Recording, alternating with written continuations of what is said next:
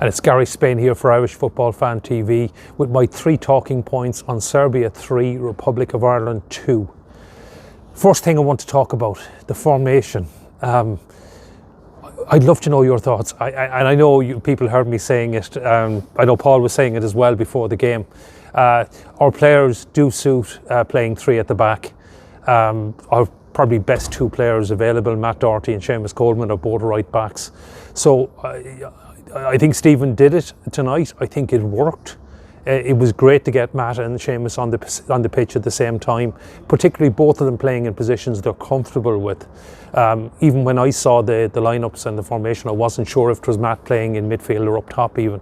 But it certainly worked for me, and I liked the fact that he went for Callum Robinson and Aaron Connolly up top as well, playing 2 strikers. Even when we were under pressure, it did give an outlet for the defence.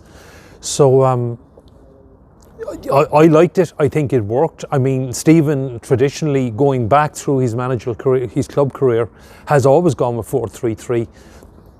Was this a one-off? I think time will tell. We'll have to ask him in future press conferences.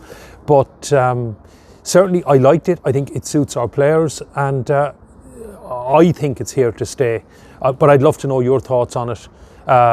Should we go 3-5-2? Should we go back to 4-3-3? Or what other options? 4-2-3-1? I mean, there are the traditional 4-4-2 we've played all along. Anyway, for me, I think it worked despite the result. And I'd love to know your thoughts on it. Second thing I want to talk about, and I wonder, will tonight be a significant one in the changing of the guard? We all know Stephen did such an incredible job with the under-21s, and I think the thinking is that a lot of these players are going to come through and maybe be in the squad for certainly to be the mainstay of the team and the squad for the qualifiers, probably for Euro 2024 in Germany. But if you go back to the autumn, and I know with COVID and with all sorts of issues, but it was still very much, I think, there wasn't a huge amount of changes, but I thought there were 2 very significant decisions tonight that possibly even 3 or 4, but certainly 2 for me that are laying down a marker and for the future. One is Darragh O'Shea playing ahead of Shane Duffy.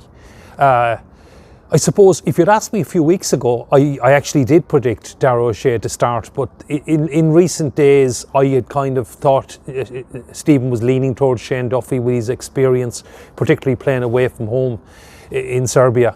But he plumped for Darragh O'Shea. I thought Darragh did very well, put in one great block in particular. And I wonder, is this a sign of the changing the guard? And the other one, and probably even the bigger call for me in midfield, was Jason Malumbi for Jeff Hendrick. Now, I did not expect that. Now, maybe the formation actually fits this as well. But Jeff Hendrick is playing regularly in the Premier League. Okay, he's not getting 90 minutes, but he's getting 60 or 30 minutes for Newcastle in the Premier League. Jason Malumbi never got a look in at Brighton. I was mystified by that because his performances for us in the autumn were actually superb. I was very happy with him. Went to Preston on loan. I thought, great, he's going to get a lot of game time now because he'd done so well in the Championship last year with Millwall. But no, it didn't work out. It hasn't happened. He hasn't started too many games. But he did get the nod tonight ahead of Jeff Hendrick. Big call by Stephen. And now, Jason did have to go off. I think maybe just his lack of game time, and it was just too much. And Jeff Hendrick did come on. But I wonder, is it significant that Jason started, and are we going to see the likes of the changing of the guard? And then you've got players like Robbie Brady and James McLean, who, although both came off the bench, significantly did not start tonight. And I mean, if you go back 5 years, well, we came here 5 years ago and got an incredible 2-2 draw, but the stars of Euro 2016, the likes of Robbie Brady, the likes of Jeff Hendrick, they probably, have they done enough? I suppose what I'm trying to say is that they were coming away from France, so we thought they'd be the mainstay of the team and stars of the team for years to come. Now, look, they've been regulars in the team, but I don't know. I can't argue with playing Darragh O'Shea and playing with Jason Malumbi, and I wonder, is this a sign that Stephen is going to trust his instincts and go with the younger players. So let me know your thoughts in the comments. Do you see it as a changing of the guard as well? And finally, the third thing I want to talk about is the goalkeeping situation. Now, I don't think Mark Travers had a huge amount to do, and maybe I'm being very harsh, but I would blame him for the second goal. I think he was in no man's land. Now, it was a brilliant chip from Mitrovic, I have to give him that. But and I suppose Mark won't be in goal if Darren Randolph and Quiveen Kelleher are available. But even for Luxembourg, is it time to give Gavin Bazunu his head?